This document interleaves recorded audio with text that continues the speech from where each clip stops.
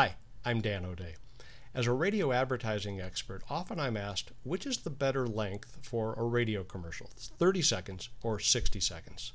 To answer that question, let's first look at the evolution from 30-second radio commercials to 60-second radio commercials. Until the late 20th century, U.S. radio stations sold both 30s and 60s. A 60-second spot cost twice as much, or almost twice as much, as a 30. Cost-conscious advertisers typically sought to maximize the number of times their commercials would air by buying 30s. And there was a time when that made sense, especially when there were far fewer commercial messages being broadcast, and if your business was the only one in its category advertising on the radio. This remains true today in emerging markets, in countries where until recently there were no radio commercials. Often the governments of such countries limit the amount of commercials per hour, which automatically makes the ones that do air stand out. If you sell water in the middle of a great desert and yours is the only water within 300 miles, you can simply erect a huge sign that says water, and your advertising will be both effective and wise. But if you're selling mineral water out of a shop in a big city with lots of competition, probably you need to make more of an effort to sell your sales story. If yours is the only restaurant advertising on the radio, you might well be able to profit from 10-second blurbs that proclaim the best Chinese food in all of Luxembourg at Wally's Original Chinese Restaurant on Val Fleury across from the post office. In mature commercial radio markets, however, there is no novelty factor inherent in simply advertising on the radio, and most advertisers don't have the luxury of being the only one in their category to run radio commercials. The gradual shift in large and medium American markets to a predominance of 60-second spots came about as a result of a startling research discovery by radio stations, not by advertisers.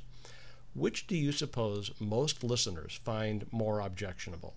A 3-minute commercial break that consists of 6 30-second spots, or a 4-minute commercial break that consists of 4 60-second spots? The answer: what we discovered was that listeners perceive the number of commercial interruptions, not the number of minutes devoted to commercials. When I started in radio, most American radio stations limited the number of minutes in most commercial breaks. Today, most stations limit the number of commercials in any given break. That's because each time a new commercial begins, the average listener perceives it as yet another interruption. That's why most large and medium market stations now charge the same or almost the same for a 30 as for a 60, because they're not selling varying blocks of time. They're selling units. By units, I mean interruptions to the programming.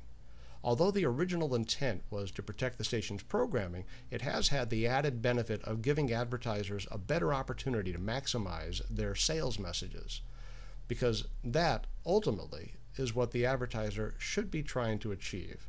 Not number of times aired, not cost per point, not even recall, but impact. With 60 seconds instead of 30, you can take the time to engage the targeted consumer in a conversation.